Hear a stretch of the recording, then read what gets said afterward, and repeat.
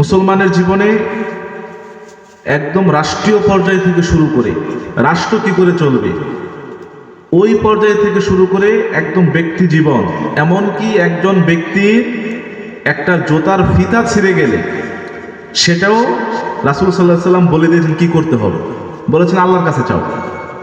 তাহলে আমাদের জীবনের রাষ্ট্রীয় পর্যায় থেকে শুরু করে ব্যক্তি জীবন থেকে শুরু করে একদম ছোট থেকে ছোট অতি ক্ষুদ্র বিষয়ও আমাদেরকে রাসূল সাল্লাল্লাহু আলাইহি সাল্লাম বলে দিয়ে গেছে। এই জন্য আল্লাহ সুবহানাহু ওয়া তাআলা বিদায় হজের ভাষণে সূরা মায়েদার ৩ নম্বর আয়াত নাযিল করেছেন, আল ইয়াওমা আকমালতু লাকুম দীনাকুম ওয়া আতমামতু আলাইকুম নিয়ামাতি ওয়া রাদিতু লাকুম ইসলামা দীনা। আল্লাহ সুবহানাহু ওয়া তাআলা বিদায় হজের ভাষণে এই আয়াত নাযিল করার মাধ্যমে ইসলামকে পরিপূর্ণ করেছে। রাসূল সাল্লাল্লাহু আলাইহি সাল্লাম সেই দিন বলেছেন, ১,০০,০০০ সাহাবীর কাছ থেকে সাক্ষ্য নিয়েছেন। রাসূল সাল্লাল্লাহু আলাইহি সাল্লাম কান্না জড়িত কণ্ঠে বলছেন যে আমি কি তোমাদের কাছ থেকে আমার ইসলামের যে দায়িত্ব ছিল আমি কি সেটা পরিপূর্ণ করতে পারছি? হাজার হাজার লক্ষ লক্ষ সাহাবী সেই দিন সাক্ষ্য দিয়েছেন যে ইসলাম হচ্ছে পরিপূর্ণ জীবন বিধান। এখন একটা পূর্ণাঙ্গ গ্লাসের মধ্যে যদি আপনি নতুন করে আবার পানি দেন তাহলে ভিতরে যে পানি সেটা পড়ে যাবে। তার মানে ইসলামের ভিতরে যদি কেউ নতুন করে কিছু ঢুকাতে চায়, কোনো তন্ত্র, কোনো মন্ত্র, কোনো বিধান ইসলামের নাম দিয়ে, তাহলে সঠিক ইসলাম আর সেখানে থাকে না। এই জন্য যেখানেই রাসূল সাল্লাল্লাহু আলাইহি ওয়াসাল্লামের সুন্নাহ নাই সেখানে অন্য একটা বিদআত ঢুকে গেছে। এই জন্য যে ইবাদতের সুন্নাহ আপনি পাবেন না সেই ইবাদতে দেখবেন একটা না একটা বিদআত ঢুকে গেছে। তো সম্মানিত উপস্থিতি, আপনাদের জীবনের গুরুত্বপূর্ণ যে সময়টুকু আছে, আমরা আমাদের জীবনের ৬০ বছর ৭০ বছর অতিক্রম করে ফেলছি। বাকি যে সময়টুকু আছে ইসলাম সম্পর্কে একটু জ্ঞান অর্জন করুন। ইসলাম এমন একটি ধর্ম, একমাত্র ধর্ম যে ধর্মে জ্ঞানবিহীন চলা যায় না। জ্ঞানবিহীন ইসলামের কোনো মূল্য নেই। এই জন্য ইসলামের আরেকটা নাম হচ্ছে জ্ঞান। সম্মানিত উপস্থিতি, এটা আমার আলোচনার বিষয় না। আমরা যে বিষয়টা আলোচনা করব সেটা হচ্ছে হালাল এবং হারাম। হালালের গুরুত্ব এত বেশি যে আল্লাহ সুবহানাহু ওয়া তাআলা আমাদেরকে হালাল এবং হারাম বিষয়গুলো পবিত্র কোরআনে বলে দিয়েছে। আজকে আমাদের সমাজে দেখা যায় নামাজ খুঁজে পাওয়া যায়, মুসলমানদের মধ্যে নামাজ আছে, মুসলমানদের মধ্যে রোজা আছে, মুসলমানদের মধ্যে যাকাত আছে, হজ আছে, অন্যান্য ইবাদতগুলো খুঁজে পাওয়া যায়। কিন্তু হালাল এবং হারাম যে একটা বিষয় আছে ইসলামে, এই বিষয়টা আমাদের মধ্যে খুব একটা আগ্রহ প্রকাশ আমরা দেখি না। আজকে আমাদের সমাজটা হয়ে গেছে মানে শুধুই দুনিয়ামুখী, আমরা সবাই দুনিয়ামুখী। হালাল এবং হারামের যে একটা বিষয় আছে, কোন জিনিসগুলো আপনি করতে পারবেন, আপনার টাকা পয়সা কিভাবে আপনি ইনকাম করবেন, এটার যে একটা ইসলামী নীতিমালা আছে, এই বিষয়গুলো আমরা অনেকেই জানি না। এই হারামের সাথে হালালের সাথে আপনার ঈমান জড়িত। হালালের গুরুত্ব, হারামের গুরুত্ব এত বেশি, হালাল উপার্জনের গুরুত্ব এত বেশি, এটার সাথে আপনার তাওহীদ জড়িত, এটার সাথে আপনার ঈমান জড়িত। এই জন্য এই হালাল এবং হারাম সম্পর্কে আপনাদেরকে আমাকে জ্ঞান অর্জন করতে হবে। আজকে আমাদের সমাজের পিতামাতারাও কেমন জানি, সন্তান ইনকাম কই থেকে করতেছে, সন্তান কই থেকে টাকা আনতেছে, এই ব্যাপারে কারো কোনো আগ্রহ নেই। কিন্তু টাকা আসতেছে, সন্তান পিতামাতা খুব খুশি। রাসূল সাল্লাল্লাহু আলাইহি সাল্লাম বলছেন, ইয়াতি আলাল জামান, এমন একটা সময় আসবে যেই সময়ে মানুষ এটার পরোয়া করবে না। আমিনাল হালাল ইয়ান হারাম, টাকা কই থেকে আসতেছে, এটা কি হালাল নাকি হারাম? রাসূল সাল্লাল্লাহু আলাইহি সাল্লাম হাদিসে বলছেন, এমন একটা সময় আসবে যখন মানুষ চিন্তা ভাবনা করবে না যে তার টাকা পয়সা কই থেকে আসতেছে, সেটা কি হালাল পর্যায়ে আসতেছে নাকি হালাল। ওই যুগটা কি আমাদের এখন আসছে কিনা আপনারা বলেন? এখন কি আমরা এই চিন্তা কয়জনে করি যে আমি যে টাকাটা ইনকাম করতেছি, আমার যে ব্যবসাটা, আমার যে চাকরিটা, আমার যে উপার্জনের যে মাধ্যমটা, এটা হালাল নাকি হারাম? কতজন মুসলমান এটা চিন্তা করে বলেন? অথচ রাসূল সাল্লাল্লাহু আলাইহি ওয়াসাল্লাম 1400 বছর আগে বলে গেছেন এমন একটা সময় আসবে যখন মানুষ কোনটা হালাল কোনটা হারাম এটার কোনো পরোয়া করবে না। আমরা তো মনে করি যে এখন সময়টা চলে আসছে, এখন মানুষ হালাল হারামের চিন্তা করে না। আমাদের সমাজে যে যত বেশি হারাম ইনকাম করে সে তত বেশি প্রভাবশালী, সে তত বেশি সমাজে সম্মানিত, সে তত বেশি সমাজে প্রতিষ্ঠিত, মানুষের কাছে সম্মান সে বেশি পায়। আমাদের সমাজের হারাম উপার্জনকারী মসজিদের সভাপতি হয়, আমাদের এলাকার হারাম উপার্জনকারী মসজিদ মাদ্রাসার সেক্রেটারি হয়, স্কুলের সভাপতি হয়। তার মানে আমাদের সমাজে হালাল হারামের কোনো গুরুত্ব নেই। যার টাকা আছে তার সম্মান আছে। এই যদি আমাদের অবস্থা হয়, এই হালাল হারামের দিকে যদি আমরা একটু চিন্তা না করি, দেখেন আপনার আমার ইবাদত, সমস্ত ইবাদত, এত কষ্টের ইবাদত, এগুলো আল্লাহর দরবারে কবুল হবে না। আল্লাহর দরবারে ইবাদত কবুল হতে গেলে আপনাকে তৈয়ব, হালালের দুইটা অংশ আছে। এক নাম্বার হচ্ছে আপনাকে হালাল উপার্জন করতে হবে, দুই নাম্বার হচ্ছে আপনাকে তৈয়ব, পবিত্র খাবার খেতে হবে। এই যে আমাদের এই সমাজের এই অবস্থা যে হারামের দিকে আজকে আমরা সবাই ঝুঁকতেছি, আজকে আমাদের পরিবারগুলো হারামের দিকে চলে যাচ্ছে, এই থেকে কেন, কিভাবে আমরা এ থেকে উত্তরণ পেতে পারি? সম্মানিত উপস্থিতি, আল্লাহ সুবহানাহু ওয়া তাআলা সূরা তাকাসুরে বলছেন, আলহাকুমুত তাকাসুর হাত্তা যুরতুমুল মাকাবির।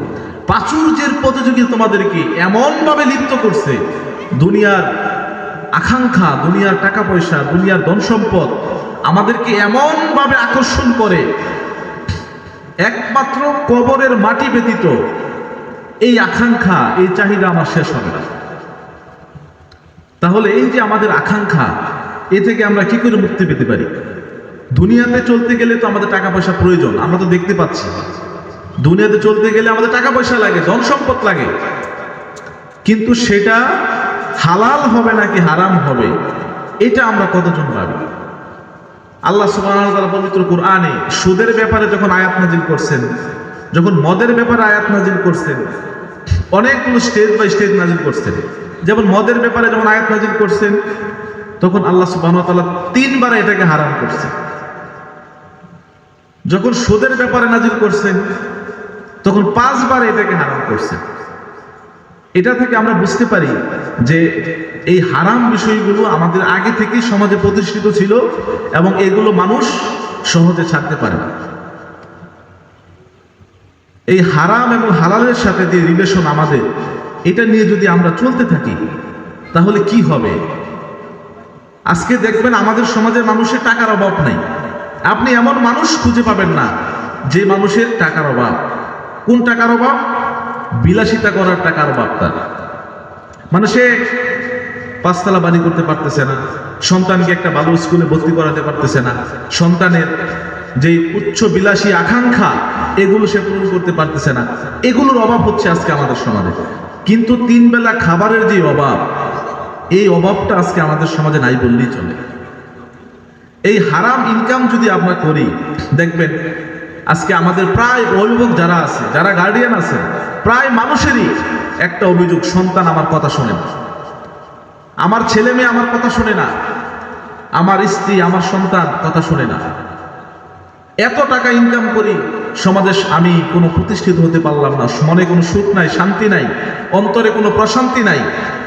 এমনকি দেখবেন মানুষ মসজিদে গেলে শুধু একদম দৌড়াদৌড়ি করে, ছুটাছুটি করে।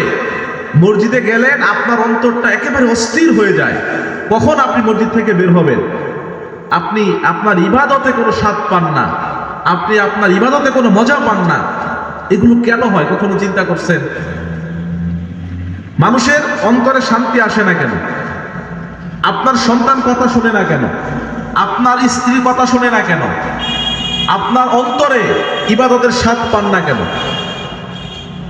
এগুলোর উল্লেখযোগ্য একটা সমস্যা হচ্ছে হারাম উপার্জন। আপনার টাকা পয়সায় বরকত নাই কেন? এটার উল্লেখযোগ্য একটা কারণ হচ্ছে হারাম উপার্জন। আপনি 20,000 টাকা 30,000 টাকা ইনকাম করে আপনার সন্তান, মাস শেষ হলে আপনার সংসারে টাকা শেষ, টাকা পাওয়া যায় না।